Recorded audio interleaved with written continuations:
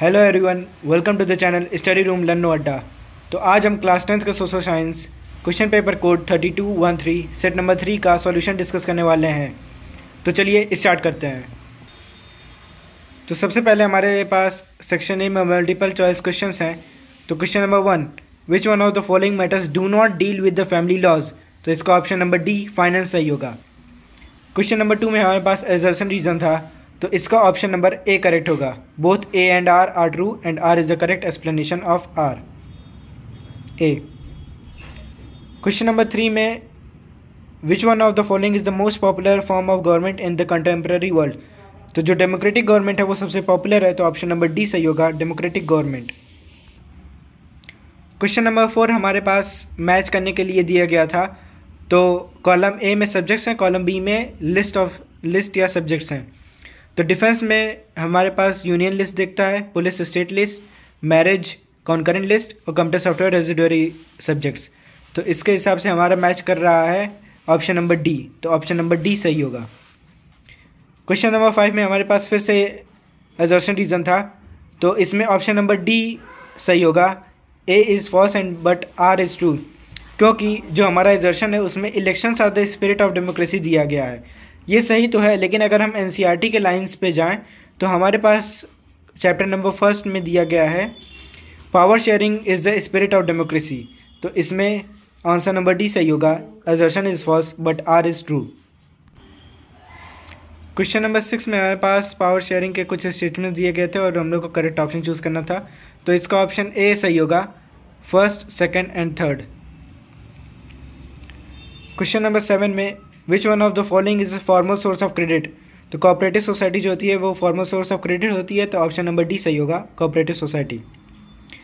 Question number 8 में हमारे पास कांता के बारे में दिया गया था और वो रेगुलर सैलरी पाती है और सैलरी के साथ उसके पास कुछ और बेनिफिट्स मिलते हैं गवर्नमेंट की तरफ से। तो यह किस सेक्टर से काम करती है कांता, तो ऑप्शन नंबर ए सही होगा, ऑर्गेनाइज सेक्टर। तो क्वेश्चन नंबर 9 में हमारे पास 4 परिवारों की फैमिली इनकम दी गई थी, तो हम लोग को उसकी एवरेज इनकम निकालनी थी उस लोकेलिटी की।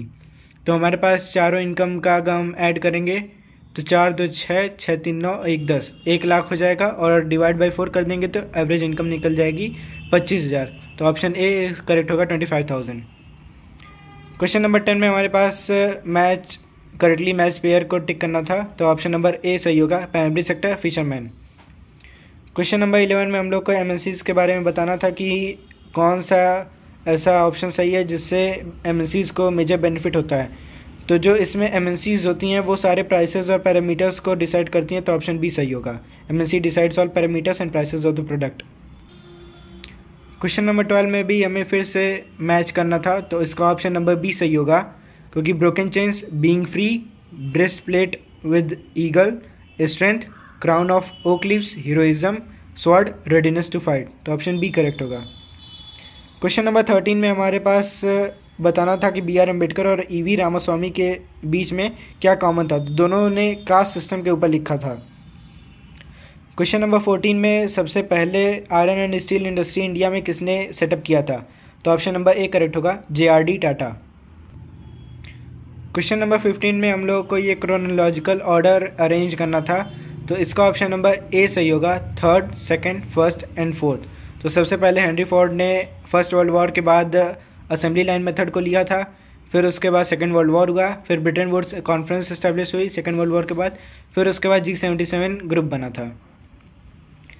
क्वेश्चन नंबर 16 में हमारे पास कुछ पॉइंट्स दिए गए थे, इन सब को पढ़कर हम लोग को पता लगाना था कौन सा क्रॉप है, तो इसका ऑप्शन ए सही होगा, वीट। क्वेश्चन नंबर 17 में हमसे पूछा था तुंगभद्रा डैम कहाँ पे लोकेट किया जाता है, तो ऑप्शन डी करेक्ट होगा, कर्नाटक में तुंगभद्रा डैम लोकेट किया जाता है। क्वेश्चन नंबर 18 में हम लोग को करेक्टली मैच पेयर निकालना था, तो एलुवियल सॉइल जो होता है वो गंगेटिक प्लेन में मिलता है, तो ऑप्शन नंबर ए करेक्ट होगा।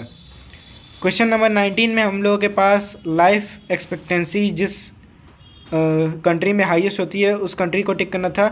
तो अगर आप एनसीईआरटी पढ़ेंगे तो उसमें हमारे पास नेपाल और बांग्लादेश दोनों ही ऑप्शन दिया गया था, तो इसमें दोनों ही ऑप्शन सही होंगे, नेपाल और बांग्लादेश। तो अगर आपने कोई एक भी किया है तो वो सही है। क्वेश्चन नंबर 20 में हम लोगों को बताया गया था कि कौन सा इसमें ऑर्गेनाइजेशन ऐसा है जो हम लोग को एम्प्लॉयमेंट जो इंडिया में होती है उससे रिलेटेड डाटा हम लोग को देता है। तो ऑप्शन बी करेक्ट होगा, नीति आयोग। तो ये थे एमसीक्यूज़ के सॉल्यूशन। मैं फिर उसके बाद सेक्शन बी के जो सब्जेक्टिव टाइप क्वेश्चंस हैं उनके सॉल्यूशंस बाद में अपलोड कर दूंगा। तो please like share and subscribe for the more solutions.